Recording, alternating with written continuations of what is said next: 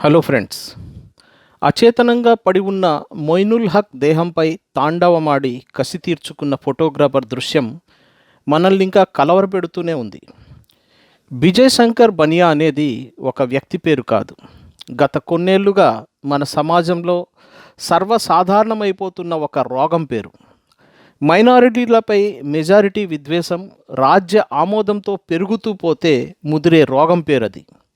ఈ రోగమే ఊహించని ఘోరాలకు దారితీసింది జర్మనీలో.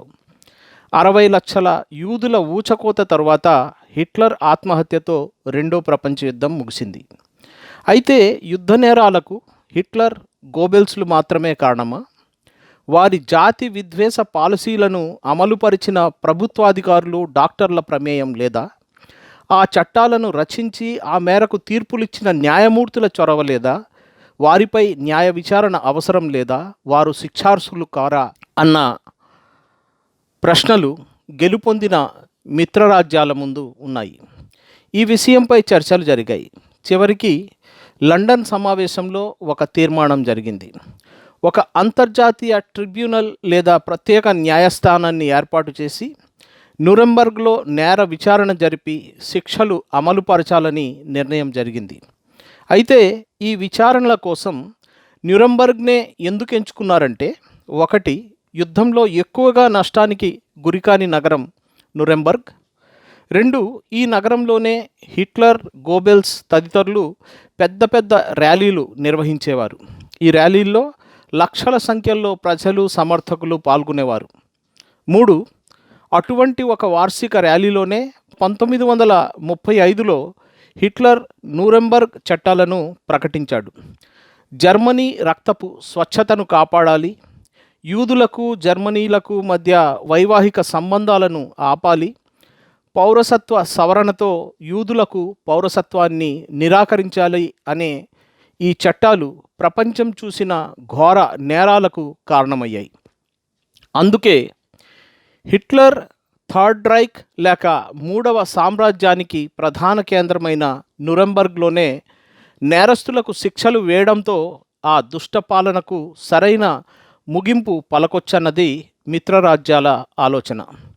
1945 నుండి 1946 మధ్యకాలంలో 11 నెలల పాటు సాగిన ఈ విచారణలు న్యూరెంబర్గ్ ట్రయల్స్గా పేరు పొందాయి.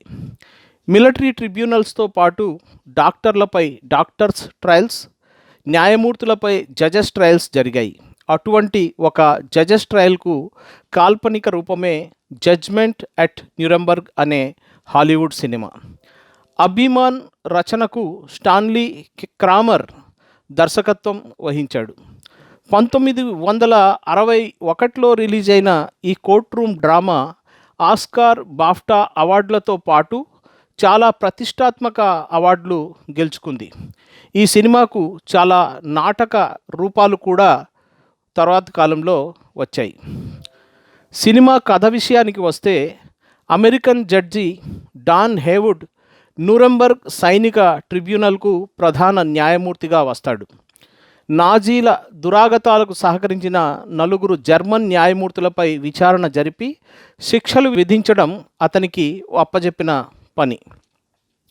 వీరిలో ప్రధాన నిందితుడు ఎర్నెస్ట్ జానింగ్.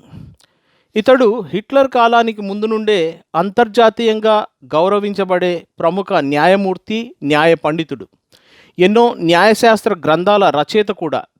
అతడినాడు ముద్దాయిగా ట్రిబ్యునల్ ముందు నిల్చున్నాడు. అతడిపై ఉన్న ఎన్నో ఆరోపణల్లో ప్రముఖమైనది ఫెయిన్స్టైన్ అనే యూదు వ్యాపారవేత్తకు మరణశిక్ష విధించడం. ఇరీన్ హాఫ్మ్యాన్ అనే 16 ఏళ్ల ఆర్యన్ అమ్మాయితో శారీరక సంబంధం ఉన్నందువల్ల అతడికి ఉరిశిక్ష, కోర్టు ముందు అబద్ధమాడినందుకు ఇరీన్కు 2 ఏళ్ల జైలు శిక్ష విధించాడు జానింగ్. ఫెయిన్స్టైన్ నిర్దోషి అని తెలిసిన రాజకీయ ఒత్తిడి మేరకు దేశం కోసం జానింగ్ ఈ తీర్పు ఇచ్చాడు. 1942లో ఉరికొయ్యకు వేలాడిన లియో కాట్జెన్బర్గర్ కథ ఆధారంగా ఫెయిన్స్టైన్ కథను తయారు చేశారు. ఆ తీర్పిచ్చిన జడ్జికి అడెనౌర్స్ ఫెడరల్ రిపబ్లిక్లో న్యాయమూర్తిగా ప్రమోషన్ దొరికింది. వృద్ధ అమెరికన్ న్యాయమూర్తి నిజాయితీగా నిష్పాక్షికంగా ఉంటూ డిఫెన్స్ లాయర్ హేర్ రాల్ఫ్కు తన పక్షాన్ని వినిపించడానికి పూర్తి స్వేచ్ఛను ఇస్తాడు. ప్రాసిక్యూషన్ అబ్జెక్షన్లను డిఫెన్స్కు అనుకూలంగా ఓవర్రూల్ కూడా చేస్తుంటాడు. యూజెనిక్స్ అనగా మానసిక శారీరక లోపాలున్న వారిని బలవంతాన స్టెరిలైజ్ లేక సంతాన నిరోధక ఆపరేషన్లు చేయడం కూడా హిట్లర్ హయాంలో జరిగాయి. పీటర్సన్ అనే ఆయన విషయంలో జరిగిన అటువంటి ఒక కేసు కూడా విచారణకు వస్తుంది. అయితే యూజెనిక్స్ను అమెరికన్ సుప్రీంకోర్టు న్యాయమూర్తి అలనాడు సమర్థించలేదా? అలానే స్టాలిన్ 1939లో హిట్లర్తో జతకట్టలేదా? ఆ దన్నుతోనే పోలండ్పై హిట్లర్ ఆక్రమణ చేయలేదా? అది రెండో ప్రపంచ యుద్ధానికి దారి తీయలేదా? అమెరికా వ్యాపారస్తులు జర్మనీతో వ్యాపారాలు చేసి లాభాలు గడించలేదా? యుద్ధం ముగుస్తుందనగా అమెరికా వారు హిరోషిమా నాగాసాకిలపై అణుబాంబులు వేయలేదా అని మిత్రరాజ్యాల నైతికతను ప్రశ్నించే కొన్ని అప్రియ సత్యాలను కోర్టు ముందుకు తెస్తాడు డిఫెన్స్ లాయర్. తన వ్యక్తిగత సమయంలో జర్మనీలను అధ్యయనం చేయడానికి ప్రయత్నిస్తూ ఉంటాడు అమెరికన్ న్యాయమూర్తి. మిత్రశక్తుల చేతిలో ఉరితీయబడ్డ ఒక జనరల్ భార్యతో స్నేహం చేస్తాడు.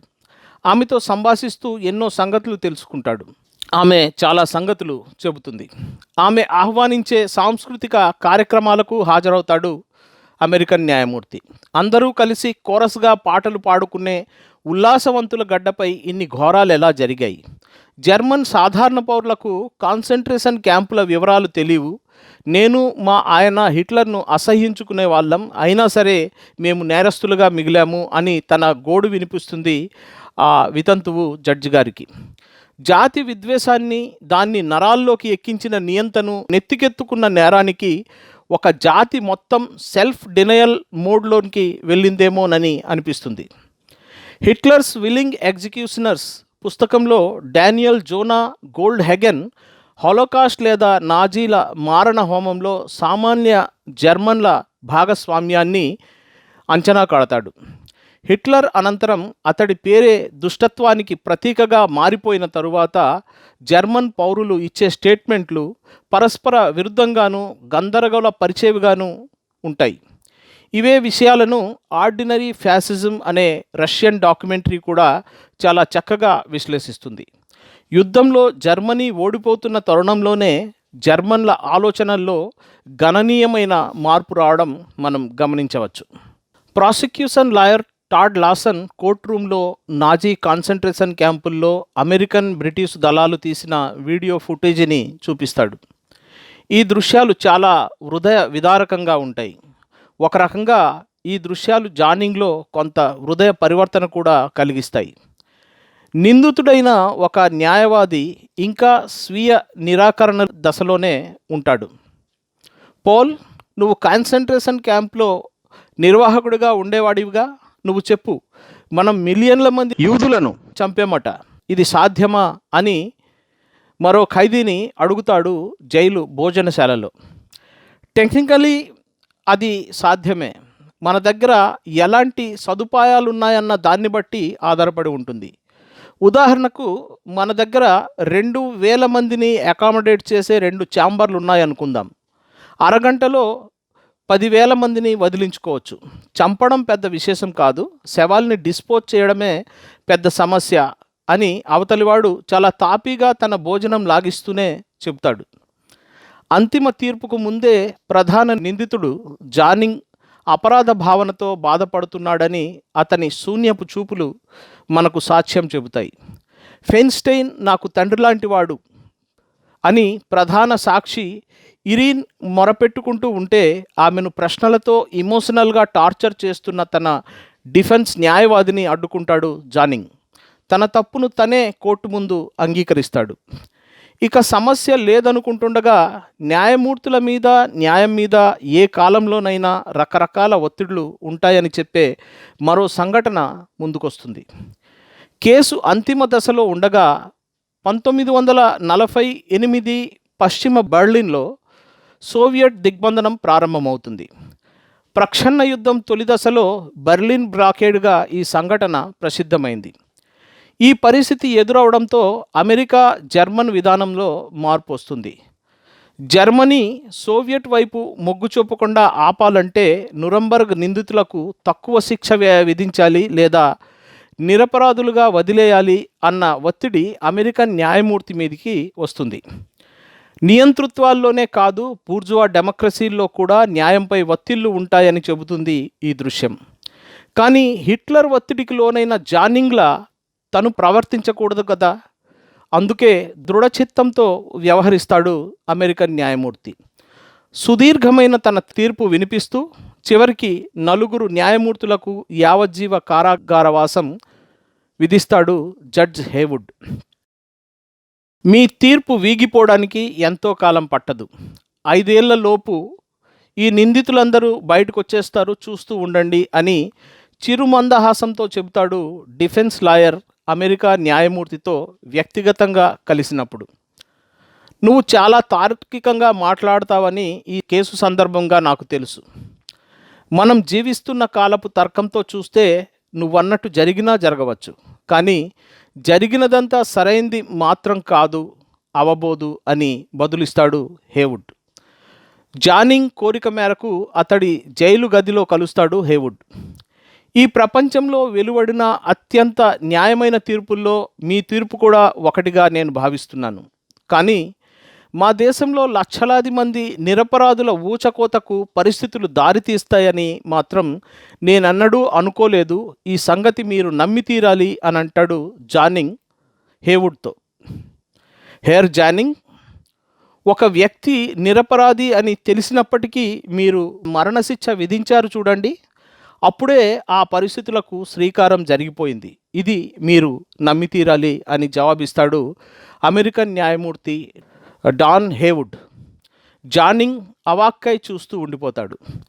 చరిత్రకు ఎప్పుడో ఒకప్పుడు ప్రతి ఒక్కరూ జవాబు చెప్పుకోవాలి, నాయకుడైనా సామాన్యుడైనా. ఈ సినిమాను జర్మనీలో ప్రీమియర్ షో వేసి చూపించాడు దర్శకుడు. సినిమా హాల్లోని ప్రేక్షకులు నిశ్శబ్దంగా బయటికి వెళ్ళిపోయారు. ఆ తర్వాత 2 ఏళ్ల వరకు ఈ సినిమా జర్మనీలో రిలీజ్ కాలేదు. హాలీవుడ్ నుంచి అరుదుగా వచ్చే మంచి సినిమాల్లో ఇదొకటి. హేమీలు ఒకరికి మించినట్టు మరొకరు నటించారు. హేవుడ్గా స్పెన్సర్ ట్రేసీ, జానింగ్గా బర్ట్ లాంకస్టర్, ప్రాసిక్యూటర్ లాసన్గా రిచర్డ్ విడ్మార్క్, ఇరీన్గా జూడీ గార్లాండ్, పీటర్గా చాలా చిన్న పాత్రలో మాంట్గోమెరీ క్లిఫ్ట్, ఇలా నటీనటులందరూ అద్భుతంగా నటించారు. డిఫెన్స్ లాయర్ పాత్రలో నటించిన మ్యాక్సిమిలియన్ షెల్ ఉత్తమ నటుడిగా ఆస్కార్ అవార్డు అందుకున్నాడు. ఈ సినిమా యూట్యూబ్లో అందుబాటులో ఉంది, తప్పక చూడండి.